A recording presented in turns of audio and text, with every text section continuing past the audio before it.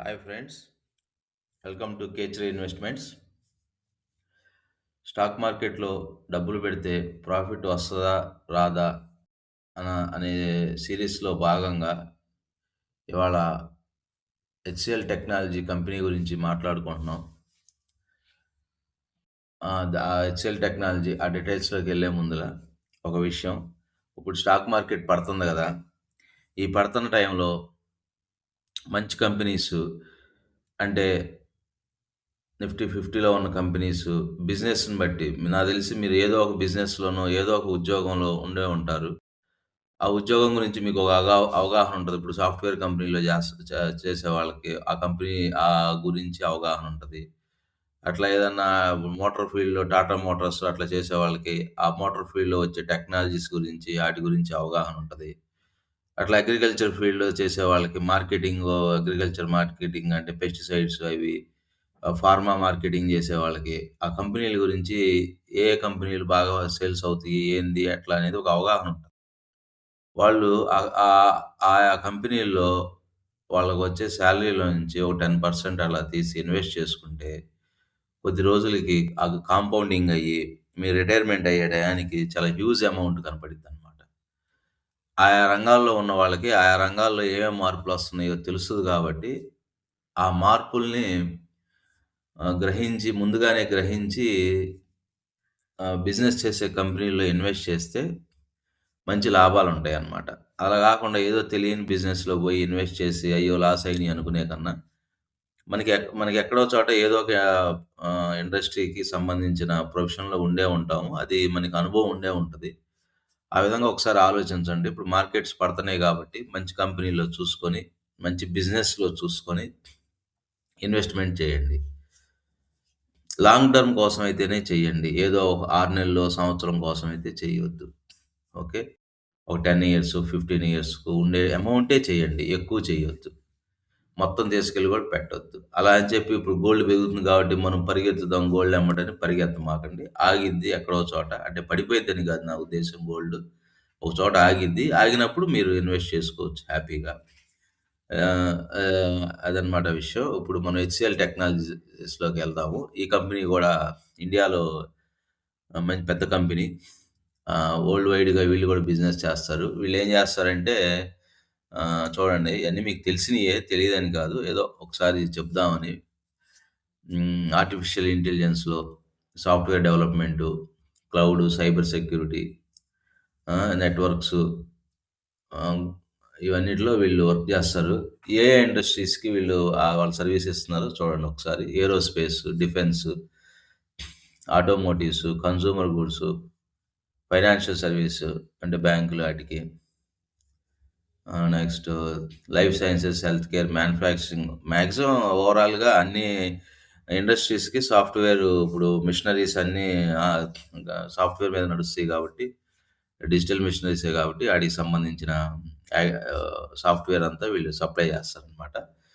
ఒకసారి ఆటి రిజల్ట్స్‌లోకెళ్దాము. ఏ ఏ సంవత్సరంలో ఎంతెంత డివిడెండ్ ఇచ్చారు, మనం ఎంత ఇన్వెస్ట్ చేశాము, ఇన్వెస్ట్ చేస్తే ఎంతెంత ప్రాఫిట్స్ వచ్చినాయో ఒకసారి చూద్దాము. హెచ్‌సిఎల్ టెక్నాలజీస్‌లో జనవరి 2005లో 10,000 ఇన్వెస్ట్ చేస్తే, ఆ రోజు ప్రైసు జనవరిలో రూ. 43.65 ఉంది. 229 షేర్లొచ్చినియి.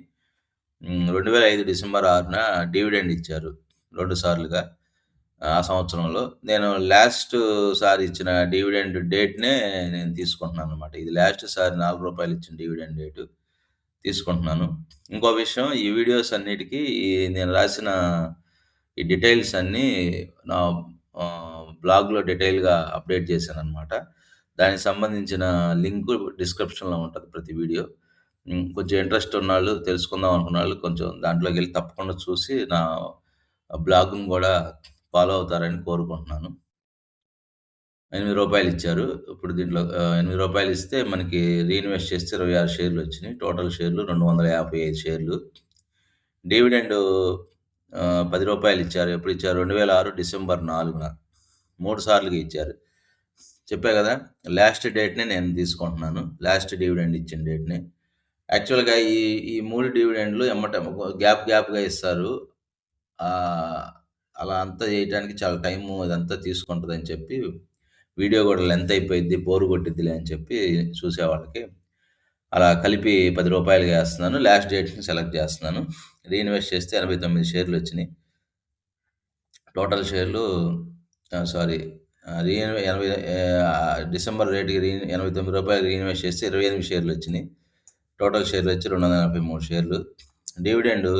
2 ఇచ్చారు. ఎప్పుడు 2007 జనవరిలో, 2019లో. ఇంకా ఇచ్చారులే గానీ ఈ డివిడెండ్ తర్వాత ఎమ్మటనే బోనస్ ఇచ్చారనమాట. అందుకని తర్వాత ఇచ్చిన డివిడెండ్‌లు నేను తర్వాత లెక్కేసాను. 6 షేర్‌లొచ్చినియి రీఇన్వెస్ట్ చేస్తే 289 షేర్‌లొచ్చినియి.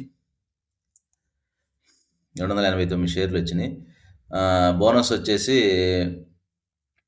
2007 మార్చి 15 ఇచ్చారు. 1:1 బోనస్ ఇచ్చారు. 1:1 బోనస్ అయితే మనకి 578 షేర్‌లొచ్చినియి. తర్వాత 2007 నవంబర్‌లో డివిడెండ్ ఇచ్చారు. 2007లో మొత్తం 4 సార్లుగా ఇచ్చారు. ఒకసారి ముందల చెప్పుకున్నాం కదా! ఇప్పుడు 3 సార్లు. రూ. 3,006. రీఇన్వెస్ట్ చేస్తే 41 షేర్‌లొచ్చినియి. మొత్తం టోటల్ షేర్లు 619 షేర్‌లయినియి.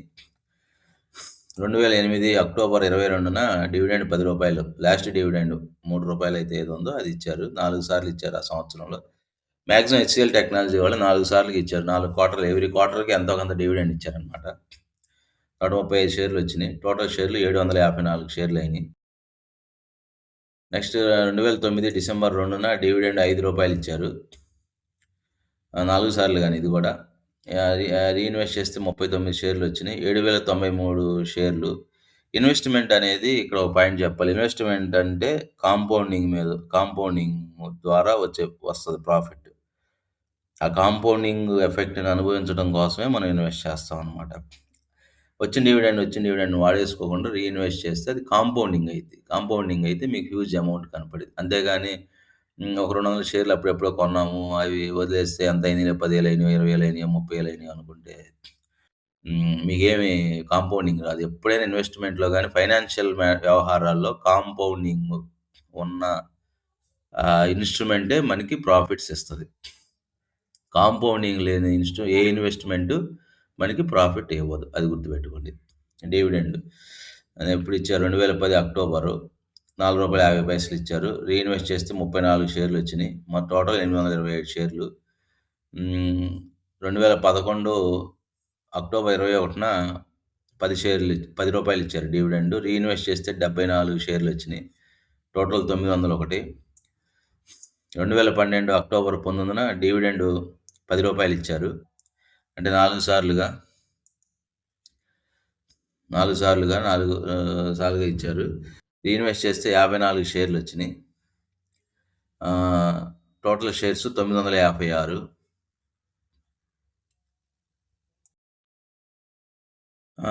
2013 డిసెంబర్ 18న డివిడెండ్ రూ. 12 ఇచ్చారు.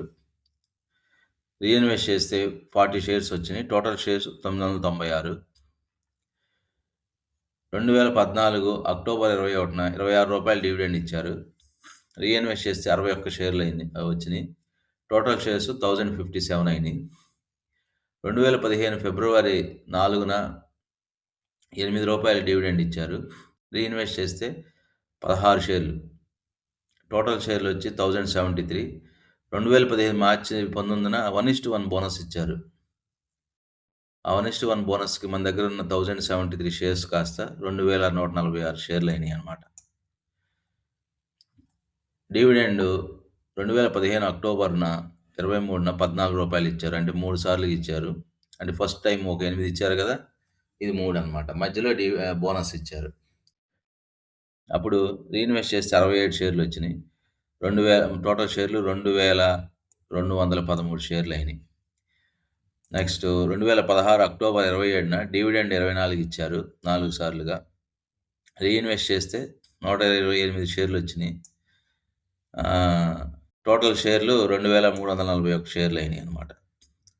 2017 నవంబర్ 1న డివిడెండ్ రూ. 16 ఇచ్చారు 4 సార్లుగా. రీఇన్వెస్ట్ చేస్తే 84 షేర్లయినియి. టోటల్ షేర్లు 2,425 షేర్లయినియి. 2018 అక్టోబర్‌న 30న డివిడెండ్ రూ. 8 ఇచ్చారు 4 సార్లుగా. రీఇన్వెస్ట్ చేస్తే 36 షేర్లొచ్చినియి. టోటల్ షేర్స్ వచ్చేసి 24,061 షేరు. డివిడెండ్ రూ.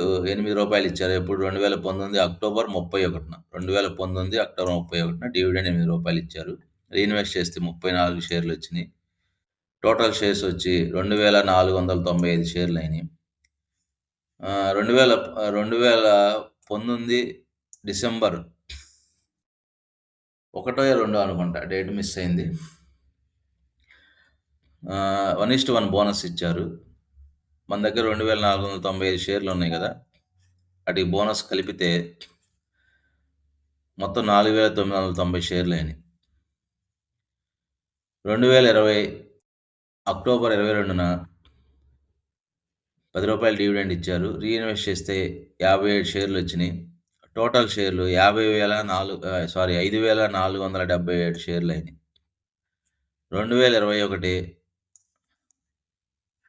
2021 అక్టోబర్ 21న రూ. 36 ఇచ్చారు డివిడెండ్. రీఇన్వెస్ట్ చేస్తే 152 షేర్లొచ్చినియి. మొత్తం 5199 షేర్లయినియి. 2022 అక్టోబర్ 19న 48 షేర్లొచ్చినియి. రూ. 48 డివిడెండ్ ఇచ్చారు. రీఇన్వెస్ట్ చేస్తే 365 షేర్లొచ్చినియి. టోటల్ షేర్లు 5564 షేర్లయినియి. 2023 అక్టోబర్ 20న డివిడెండ్ రూ. 50 ఇచ్చారు. రీఇన్వెస్ట్ చేస్తే 206 షేర్లొచ్చినియి. టోటల్ షేర్లు 5770 వచ్చినియి. 70 షేర్లొచ్చినియి. చూడండి 2023 అక్టోబర్‌లోనే డివిడెండ్ 2,78,200 వస్తుంది చూడండి. అంత హ్యూజ్ అమౌంట్‌లో వచ్చిన తర్వాత అవసరమైతే వాడేసుకోవచ్చు. ఎవ్రీ ఇయర్ వాడుకోవచ్చు. పిల్లల చదువులుగానో లేకపోతే ఇంకో దానికో వాడుకోవచ్చు. హౌసింగ్ తీసుకుంటే ఆ డివిడెండ్ తోటి ఈఎంఐలు కట్టుకోవడమో వాడుకోవచ్చు. కానీ హ్యూజ్ అమౌంట్ అయ్యేదాకా మనం దాన్ని కదిలిచ్చకూడదనమాట. ఎలా చిన్న ఎగ్జాంపుల్ మనం ఒక చెట్టు నాటామనుకోండి. చింత చెట్టే నాటామనుకోండి. చింతాకు పప్పులో పెట్టుకోవచ్చు కదా! అని చెప్పి చిన్న చెట్టుగా ఉన్నప్పుడే మనం కోసేస్తే చెట్టు ఎండిపోయిద్ది. అదే పెద్ద చెట్టు అయిందనుకోండి. మీరు కాయలు కోసుకున్నా, కొమ్మలు నరికినా, ఏది నరికినా యాడికి పోదనమాట ఆ చెట్టు. ఇంకా పెరుగుతానే ఉంటది, ఇస్తానే ఉంటది. అట్లా అనమాట. చిన్న ఎగ్జాంపుల్ చెప్పాను. 2024 అక్టోబర్ 22న రూ. 54 డివిడెండ్ ఇచ్చారు. ఇగో చూడండి. 3,11,580 వచ్చినాయి. డివిడెండ్ అమౌంటే. ఎన్ని షేర్లకి? 5,770 షేర్లకి.